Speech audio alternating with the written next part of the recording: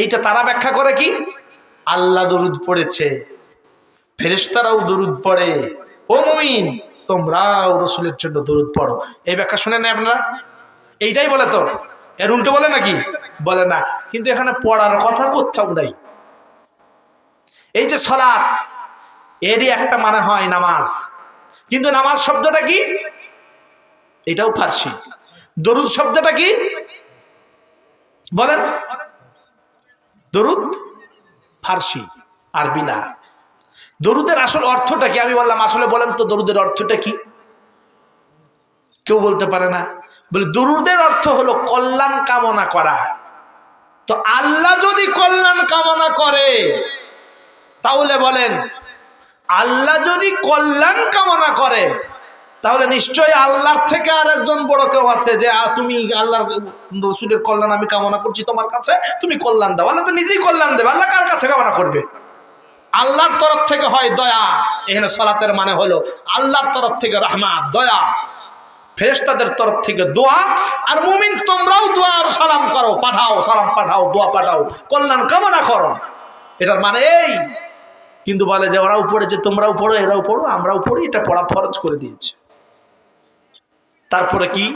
আল্লাহুম্মা সাল্লি আলা সাইয়্যিদিনা মাওলানা মুহাম্মদ ওয়া আলা আলি সাইয়্যিদিনা মাওলানা মুহাম্মদ। আমি বললাম এটা কি আমার মুখস্থ নাই? বললা তাহলে দরুদ ইব্রাহিম যাকে বলছে, বলে ইব্রাহিম বলে তো আমার বাংলাদেশেই দেখবেন। আমি বাংলাদেশে আমার মুর্শিদাবাদে গিয়েছিল, আমার মহফিল তার পর দিনে আগের দিনে বলে চলে আসলো, আমাদেরকে গালিগালাজ করে।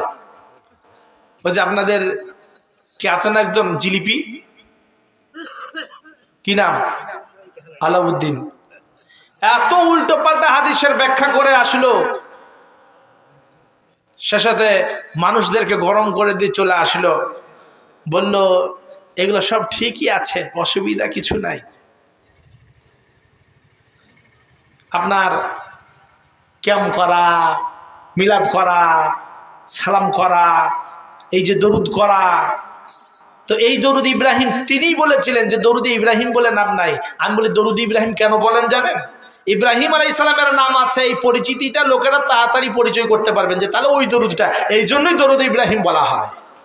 নাম নাই তো কি হয়েছে, ওটা তো নামাজে পড়তে হয়, তো ওটা পড়তে অসুবিধা কি আছে? আর আমি দেখেছি যখনই দরুদ শুরু করি সবাই আল্লাহুম্মা সাল্লি আলা করতে শুরু করে দেয়, আর যেই দরুদ ইব্রাহিম পড়ি তখন চুপ হয়ে যায়। মানে বোঝা গেল এরা কেউ নামাজই নয়, পরিচয়টা এখানেই দিয়ে দেয়। সুতরাং নামাজ পড়বেন ইনশাআল্লাহ। কখন থেকে? কারা কারা ফজর থেকে পড়বো হাত তুলে দেখি। মাশাআল্লাহ।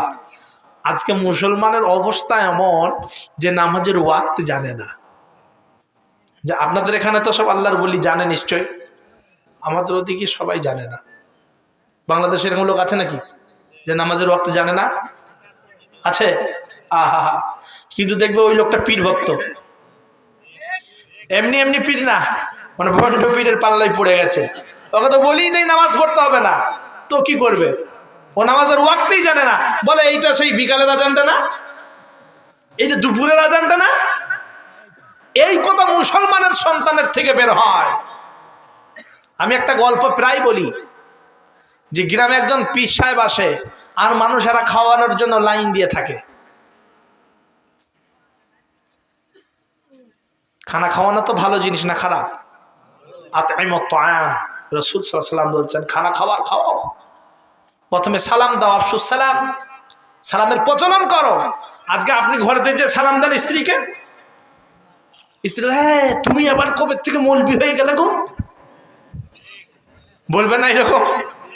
হ্যাঁ, কার কার স্ত্রী বলবে বলুন তো, হাত তুলেন তো দেখি। হ্যাঁ, কেউ হাত তুলবে না। মানে বউকে ভয় সবাই করে। রেকর্ডিং হয় নাই, ক্যামেরা তো আমার দিকে আছে, তো ভয় করছেন কেন?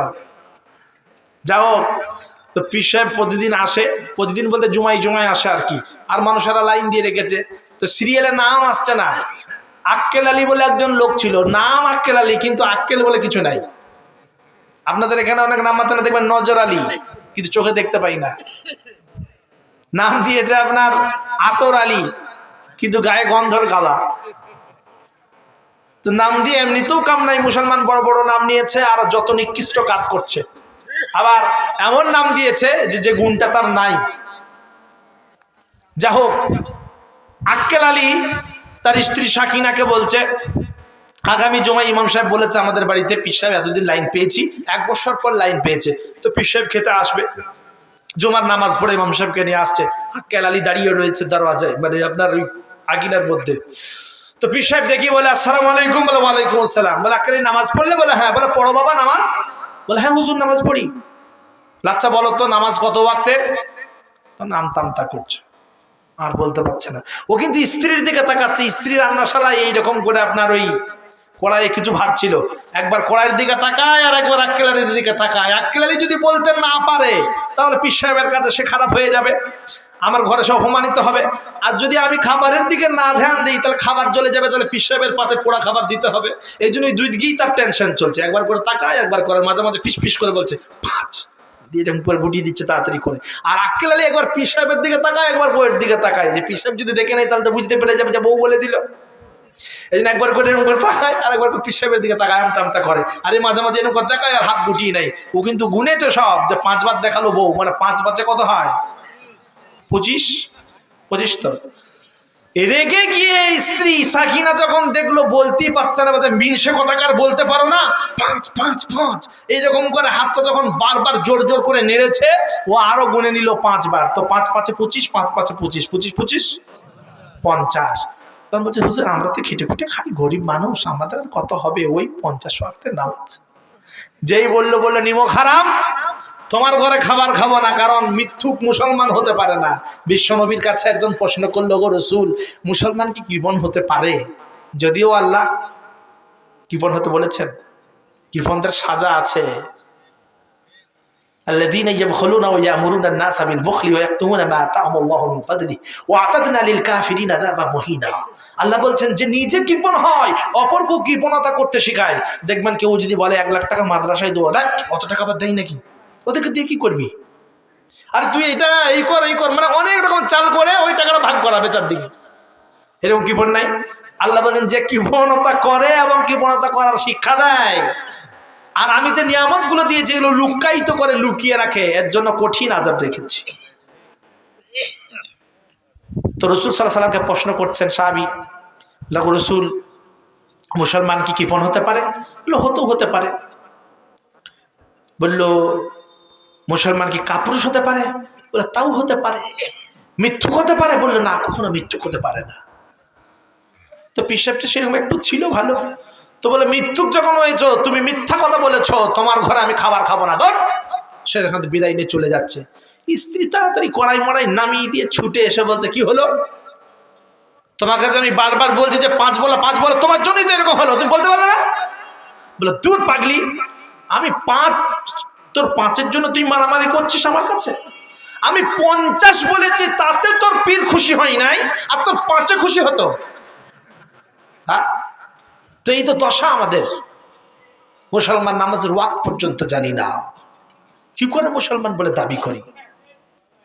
সেজন্য তাকওয়া, ভয় আল্লাহ পাকের যদি আমরা হৃদয়ে নিয়ে চলতে পারি, এই যে কোরআনের মাহফিল হচ্ছে, কোরআনের কথাগুলো শোনা হয়, আল্লাহ বললেন হাযা বায়ানুল লিন্নাস, এটা তো বয়ান বক্তব্য মানুষদের কাছেই মনে হবে, ওয়া হুদাম ওয়া মাউইযাতুল লিল মুত্তাকিন, কিন্তু হিদায়াত এবং উপদেশ তারাই গ্রহণ করবে যারা তাকওয়া অবলম্বন করেছে। আল্লাহর ভয় যদি নিয়ে আসেন, অবশ্যই আল্লাহ পাক কামিয়াব করে দেবেন। বুখারী শরীফ আছে যে একজন লোক সৎ কাজ করে নাই, অন্যায় কাজই করে গেছে, কিন্তু মৃত্যুর আগে তার সন্তানদের বলল, আমি যখন মারা যাব আমার লাশটা যেন পুড়িয়ে দিয়ে ওই ছাইগুলোকে আরো পাউডার বানিয়ে দিয়ে অর্ধেকগুলো পানিতে ফেলে দেওয়া হয় আর অর্ধেকগুলো যেন উড়িয়ে দেওয়া হয়। তাহলে কি হবে? আল্লাহ তো আর আমাকে গোটা করতে পারবে না, আর আমার বিচার হবে না, কিন্তু আল্লাহ তাকে জীবিত করতে পারবে না? পারবে না? এই প্রশ্ন কে করেছিলেন?